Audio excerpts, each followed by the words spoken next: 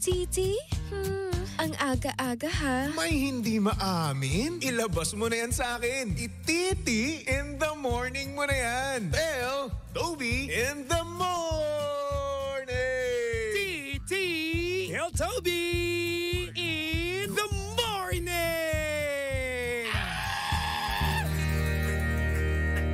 Number 1! 6.7 Energy FM. Same, pero iba. We are number 106.7 Energy FM Pangga. Huwag mo sabihing radyo. Sabihin mo.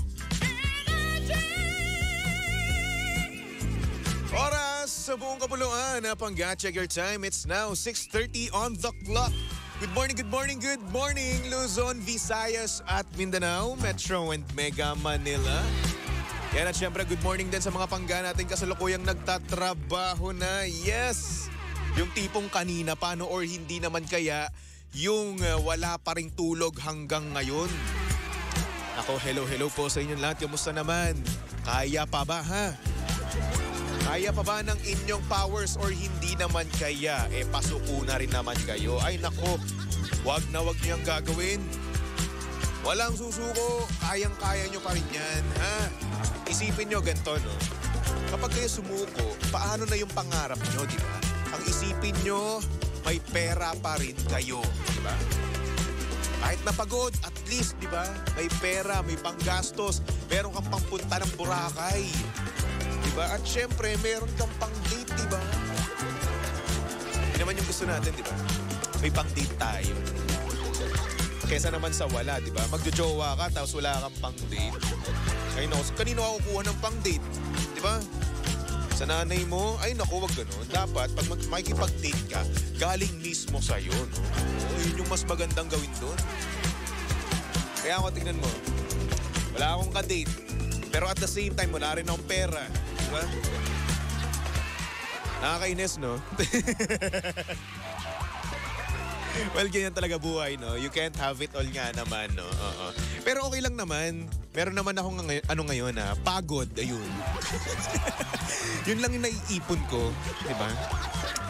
Ay, nako. Anyway, good morning nga pala sa mga Pangga nating kaka-tune in lang sa ating radyo, no? Hello po sa inyong lahat. Sa mga Pangga natin na nasa biyahe na ngayon, good morning po, mag-iingat po kayo. At syempre sa mga Pangga nating commuter dyan, good morning. Sana naman hindi kayo imbierna ngayon, no? Meron pang ganun, umaga pa lang imbierna na kagad. Bakit ba? Ano ba nagpapa-imbierna kagad sa inyo? Ha? Oo. Dapat spread love and peace, okay? Kapayapaan. Yan ang kailangan natin. No hate, di ba? Anyway, good morning din sa mga Pangga natin sa comment section. Nako, hello po sa inyong lahat. Kay Richard, sabi niya dito, morning person here, DJ Toby. Kahit saan na live mo, andon ako. Salamat naman, Richard. O siya, tumawag ka ngayon sa akin. Magpatawag ka kay Boss Roland. Sa mga gusto nga pala magpatawag, no, mga Pangga, bukas po ang ating linya, no, 8721-2429 or 7001-7949. At syempre, pwede rin kayo magpatawag through Messenger. Yes! Pwede kayo magpatawag sa amin. Pag-PM ka lang sa aming Facebook page, hanapin niyo lang Energy FM 106.7. Di ba? At syempre, bago tayo tumanggap ng caller at magbasa or hindi naman kayo magbasa ng ating message, no, para sa ngayong araw, eto muna si Bingbing. Andito na si Bingbing para magsayaw ng budots at syempre, ibigay na sa atin ang numero sa programang Tell Toby in the Morning. Pangga Bingo Plus Panalo!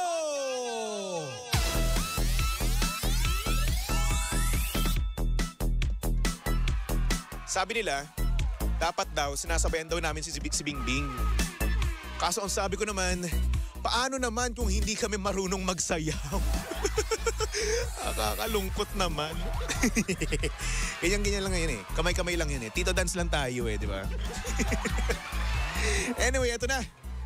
Hinahalo na ni Baby Toby ang mahiwagang fishbowl na kung saan ito ay naglalaman ng iba't ibang numero para sa ating Pangga Bingo Plus Panalo On Air and Online promo. Kaya naman kung gusto mo makita na habang hinahalo ni Baby Toby, no? Ang mahiwagang fishbowl, pumunta ka na sa aming Facebook page. Hanapin nyo lang Energy FM 106.7. Para na sa ganun, makita nyo na rin ang ating numero na ibibigay para sa ating programa. Eto na. Oops. Eto, ilapag natin dito sa ating lalagyanan, munting lalagyanan. Para sa programang Tell Toby in the Morning, ang bubunutin nating numero ay nasa ilalim ng letrang B. Sa letrang B, number 5. Number 5 para sa programang Tell Toby in the Morning. Nako, mamaya pag sa akin tumapat ang roleta ni Kuya Chico, no? Nako, alam nyo na ang sasabihin nyo. Number 5, okay? 5. At syempre, abangan nyo rin, no? Ang programa ni Lindsay, Baklitas, Gandang Kara at syempre ng Jim Shi para malaman nyo or hindi naman kaya mailista nyo na ang bawat numero na ibibigay namin, di ba? Para pag nasaktuhan, alam nyo na kaagad ang sasabihin nyo or isasagot nyo kay Kuya Chico para manalo ng instant 300 pesos. Siyempre dito yan sa Pangga Bingo Plus Panalo on-air and online promo. At siyempre, hatid sa atin yan ng Bingo Plus. Sa Bingo Plus, bingo sa panalo plus sa saya. O kaya ayan, sige. Magpaalam muna tayo kay Bingbing na mahilig magsayaw ng budots. Salamat, Bingbing. Bukas ulit, ha? O ayan mga pangga, sana naman nailista nyo na ang ating numero, ha? Again, number 5 po yun, okay? At syempre, ayun na nga, gaya nga nasabi ko kanina, bukas pa rin ang ating linya, no? Ito si Richard, gusto daw na itong tumawag eh. Kahapon naka-live ako sa TikTok, sabi niya tatawag daw siya. Oo, nahihiya nga lang daw. Richard, tatawag ka ba? PM mo na, bilis na. Itong mga paasa to eh. Baka hapon sabi gusto daw tumawag, tapos ngayon ayaw naman tumawag. Ang ayaw naman Richard eh. Pati ba naman ikaw nagpapaasa sa akin, Richard Dolom? Hay nako. Sabi ko Rason, good morning Baby Toby. Eating breakfast, pabati naman Fuelas family. Thank you Baby Toby. Ako ang winner kagabi. Uy, congrats! Congratulations, nanalo ka ng 300. Oh, may pruweba, no? Na nanalo siya sa ating Pangga Bingo Plus Panalo. Sana pwede rin kami sumali, no? Kasi wala na akong pera ngayon eh. Ubus na eh. Yung sinahod namin last week, no? Last Monday, wala na. Ubus na.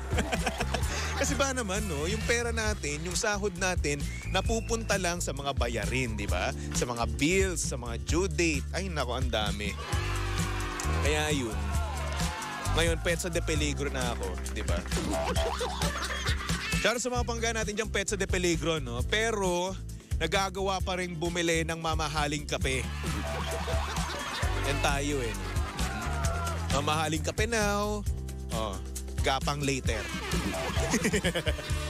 Etong si Sheena eh, palagi ako nitong binubudol eh. Kada alas 2, sinasabi niya sa akin, tara kape tayo. Buti lang ako, pinapano ko siya ng tinatapatan ko siya ng MX3 coffee mix, di ba? Masarap. Anyway, good morning sa mga pangga natin dyan, no? Nakasalukuyang nga bumabiyahe, no? Hello po sa inyo lahat. At kung wala naman kayong ginagawa, no?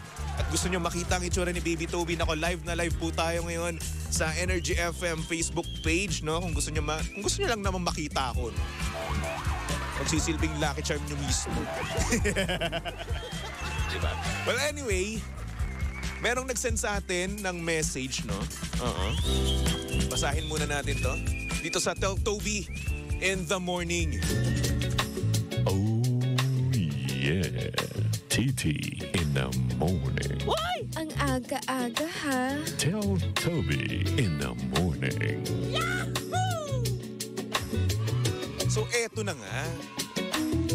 Yung ating sender ngayon ay meron na naman talagang ginagawang kababalaghan. Kababalaghan. Alam na this. Pag mga kababalaghan no? Parang alam na kagad natin. Yahoo! Yung tipong, alam mo na, patago. Ay, nako. Pangalan niya ay Tol. Yan lang tawag natin sa kanya, ha? Ayoko naman ibigay yung tunay niyang pangalan, di ba? Baka mamaya kasi mahuli sila eh. At ang sabi niya dito, paring Toby, gusto ko lang sabihin na nakakatuwa ang programa mo. Ang daming nagko-confess ng mga kawalangyaan nila. Well, Toby nga eh. Kaya eto, aamin na rin ako. Paborito naming gawin ng girlfriend ko tuwing nasa office kami ay yung gumawa ng milagro sa office ng boss namin. Wala eh. Private eh. Walang CCTV. Exciting, di ba? Pero baby Toby, wag mo akong husgahan. Tao lang naman kami. At para sa amin, yon ang pinaka-exciting na ginagawa namin sa relasyon. Salamat pre. Sana magka-jowa ka na rin. Thank you ah. Tingin nyo ba jowa ako? Ba yan? Pati ba naman mga listener ko? Kala nila jowa ako. Uy, hindi uy. There's a difference. Adlib lang to. Choice ko maging single ha. Busy lang naman ako eh.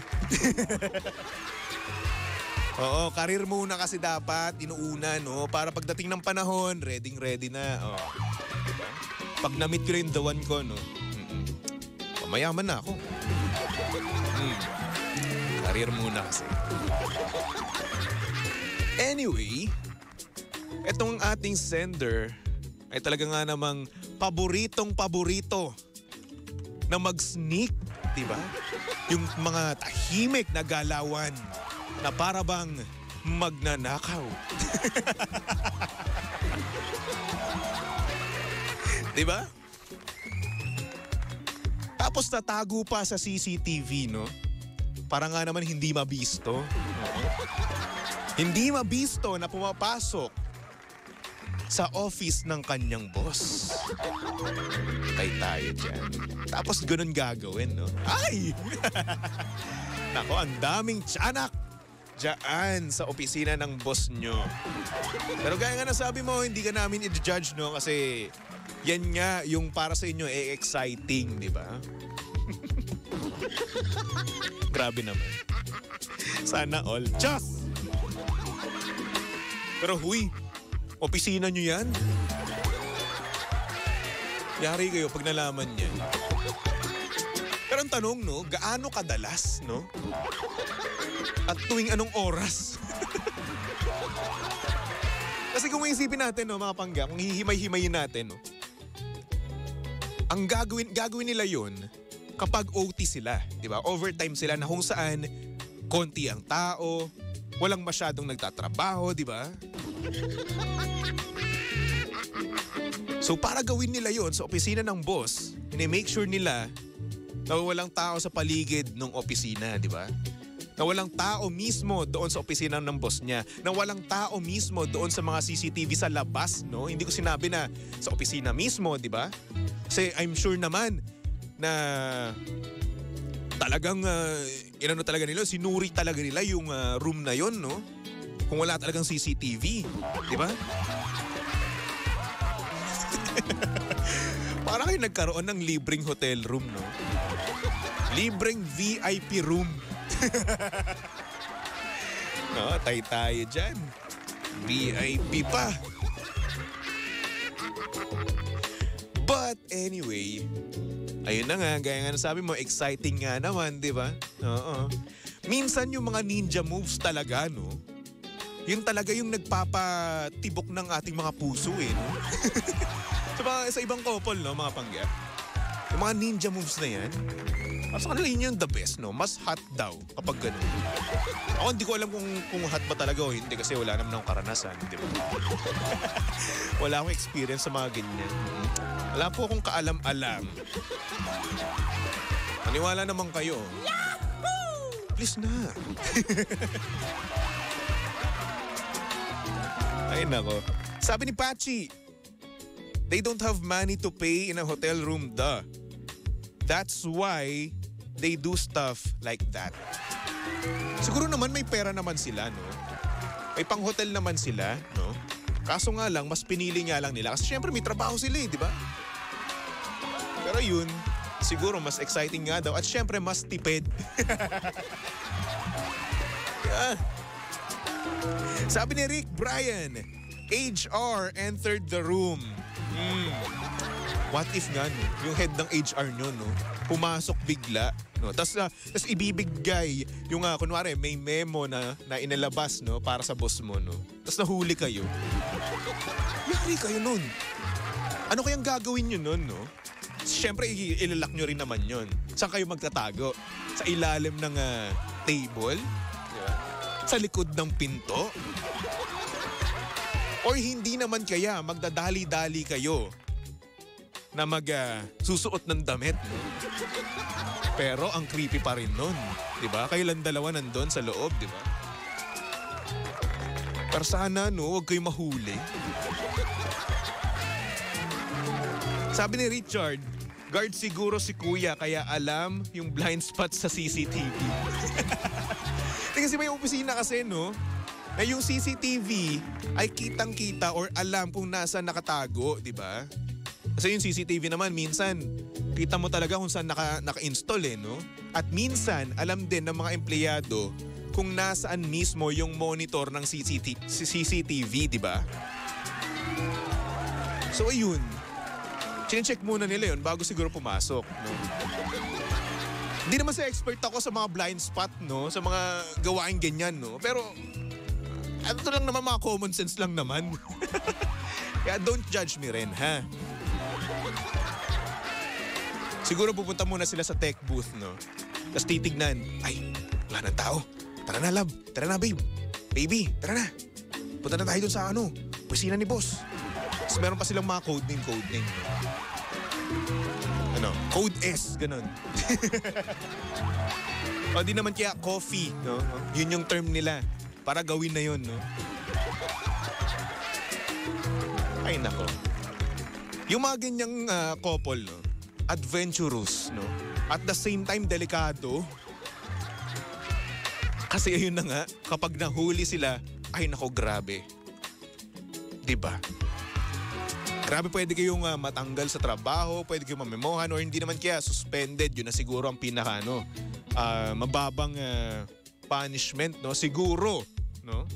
I'm not sure. Hindi naman ako HR. Pero yun na nga, pag nalaman nyo ng boss mo, no? Yari kayo.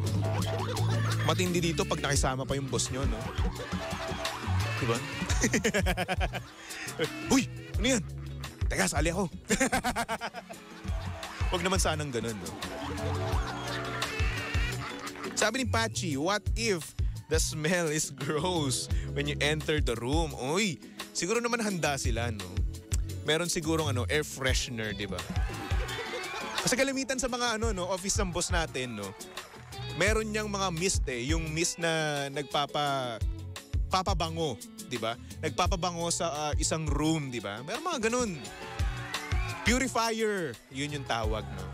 Matindi dito, binubuksan pa nila yon habang ginagawa yung karumal-dumal na yun, di ba? Yung ginagawa nila, yung kanilang kinemerut. Ay nako, ang tindi nyo nun, Brad. Ang lupit mo nun. Bubuksan pa air purifier. Diba? Para di maamoy.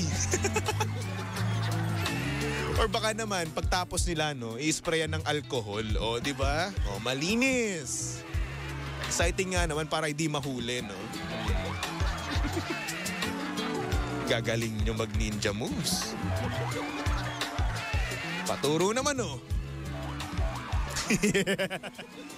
Anyway, tol, good luck sa inyo, ha? Di namin kayo ginajudge, no? Nai-imagine lang namin or hindi naman kaya kung paano nyo ginagawa mismo, no? Yung inyong ninja move sa opisina ng boss mo. At sana naman, no, itigil nyo na. At kung gagawin nyo man, sana hindi kayo mahuli, no? Pero itigil nyo na. O, doon na lang kayo sa sa hotel na lang, no? Or pagka-uwi nyo, doon na lang. Diba? O naman sa opisina ng boss nyo, doon pa kayo mag-iiwan ng tiyanak. Anyway, tol, maraming salamat sa pag-send ng iyong message, no? Mas maganda sana yung nag-uusap tayo ngayon dito. Anyway, pwede nga pala kayong tumawag, no, mga panggan. Sa aming PLDT line 872-12429 at sa aming Globe number 70017949. Or through Messenger naman, mag-PM ka lang sa aming Facebook page. Hanapin nyo lang Energy FM 106.7.